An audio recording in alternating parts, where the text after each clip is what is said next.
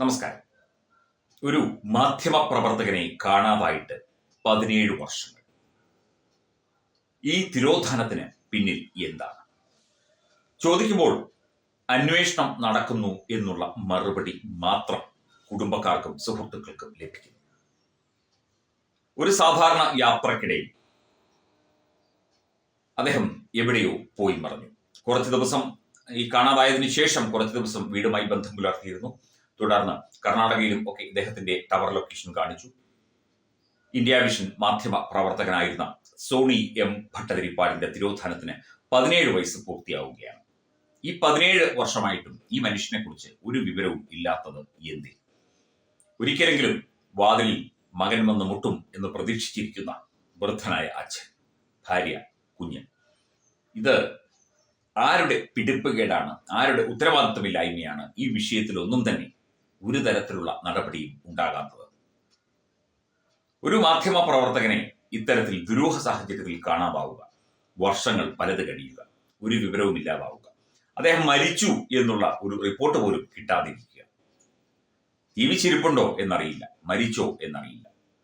ആ കുടുംബത്തിന്റെ സമാനതകളില്ലാത്ത വേദനയും അദ്ദേഹത്തെ പരിചയമുള്ള അദ്ദേഹത്തിന്റെ മാധ്യമ സുഹൃത്തുക്കളുമൊക്കെ പങ്കുചേരുകയാണ് ഈ 17 വർഷത്തിന് ശേഷവും. ഓരോ വർഷവും ഇതിങ്ങനെ ചർച്ചയാകുന്നുണ്ട്, പക്ഷേ ഒന്നും നടക്കുന്നില്ല. എന്തുകൊണ്ട്?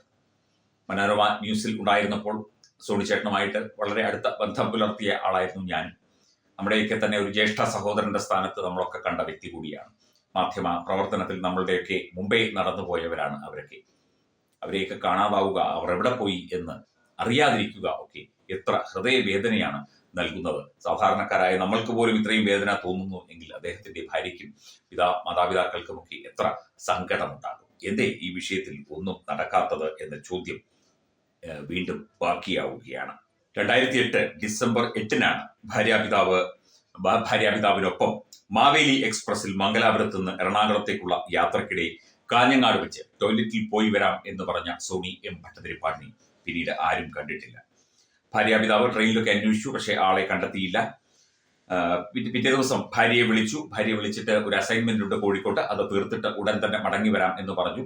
പിന്നീട് കുറച്ച് ദിവസമൊക്കെ ബന്ധപ്പെട്ടിരുന്നു. പിന്നീട് ഒരു തരത്തിലുള്ള ബന്ധവും ഉണ്ടായിട്ടില്ല എന്നുള്ളതാണ് ഇതിലെ ഏറ്റവും പ്രധാനപ്പെട്ട ഒരു കാര്യം എന്ന് പറഞ്ഞാൽ, അന്ന് ഇന്ത്യ വിഷൻ ചാനൽ ഉള്ള സമയമാണ്. ഇദ്ദേഹത്തെ കാണാതായി ഏതാനും നാൾ കഴിഞ്ഞപ്പോൾ ഇദ്ദേഹത്തിന്റെ കയ്യിലുണ്ടായിരുന്ന കമ്പനി സിം, അതായത് കമ്പനി കൊടുത്ത ഫോണ്, ആ സിം ക്യാൻസൽ ചെയ്തിട്ട് ആ സിമ്മിലെ ഡ്യൂപ്ലിക്കേറ്റ് നമ്പർ എടുത്ത് മറ്റൊരു മാധ്യമ പ്രവർത്തകയ്ക്ക് നൽകി. അന്ന് ഇദ്ദേഹത്തിന്റെ കയ്യിൽ ആ ഫോൺ ഉണ്ടായിരുന്നെങ്കിൽ ഇദ്ദേഹത്തിന്റെ കുറെ കൂടി ലൊക്കേഷനുകളും മറ്റു കാര്യങ്ങളും ഇദ്ദേഹം എവിടെ പോയി എന്നതിനെ കുറിച്ചുള്ള കുറച്ചുകൂടി ധാരണകളൊക്കെ കൈവരുമായിരുന്നു. പക്ഷേ ഇന്ത്യ വിഷൻ അന്ന് അത് ചെയ്തില്ല.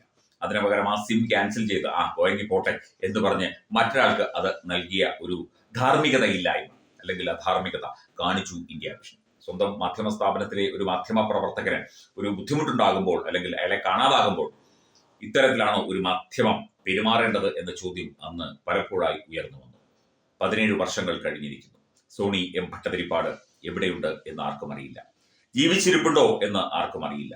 വേദനയോടെ വഴിക്കണ്ണുമായി കാത്തിരിക്കുന്ന കുടുംബാംഗങ്ങൾ. ഒരു മാധ്യമ പ്രവർത്തകന്റെ തിരോധാനം ആദ്യകാലത്തൊക്കെ വലിയ ചർച്ചയായി.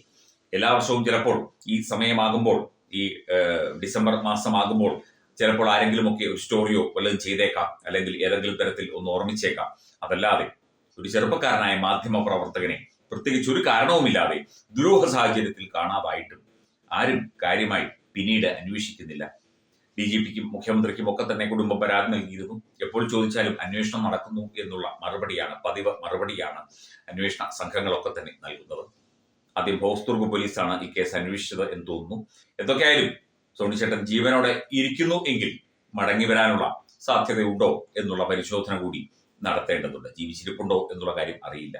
ഇനി ആരെങ്കിലും, അദ്ദേഹം വളരെ ശക്തനായ ഒരു മാധ്യമ പ്രവർത്തകനായിരുന്നു, അദ്ദേഹത്തിന് ശത്രുക്കളാരും ഉണ്ടായിരുന്നു എന്ന് തോന്നുന്നില്ല. എന്നാൽ പോലും അദ്ദേഹത്തെ ആരെങ്കിലും ഇല്ലാതാക്കാനുള്ള സാധ്യതയെക്കുറിച്ച് കൂടി പരിശോധിക്കേണ്ടതുണ്ട്, അന്വേഷിക്കേണ്ടതുണ്ട്. അദ്ദേഹത്തിന്റെ ആ ബന്ധങ്ങളും കാര്യങ്ങളും ഒക്കെ 17 വർഷം കഴിഞ്ഞ് ഈ കേസ് വീണ്ടും അല്ലെങ്കിൽ അതിന്റെ തുടരന്വേഷണവും മറ്റു കാര്യങ്ങളും ഒക്കെ നടക്കുന്നതിന് എന്ത് പ്രസക്തി എന്ന് ചിലപ്പോൾ ചോദിച്ചേക്കാം.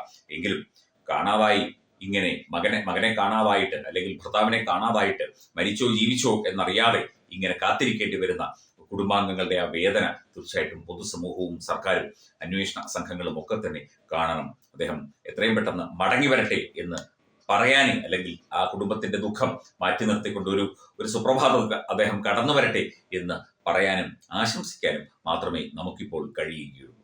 17 വർഷം സോണി എം ഭട്ടതിരിപ്പാട് എവിടെ പോയി മറഞ്ഞു? ജീവിച്ചിരിപ്പുണ്ടോ? മരിച്ചോ? ആരെങ്കിലും അപകടപ്പെടുത്തിയോ? എന്തെങ്കിലും സംഭവിച്ചു? അറിയില്ല ആർക്കും. അന്വേഷിച്ച് കണ്ടുപിടിക്കേണ്ടതാണ്. പക്ഷേ ഇതുവരെ ഒന്നും നടന്നിട്ടുമില്ല.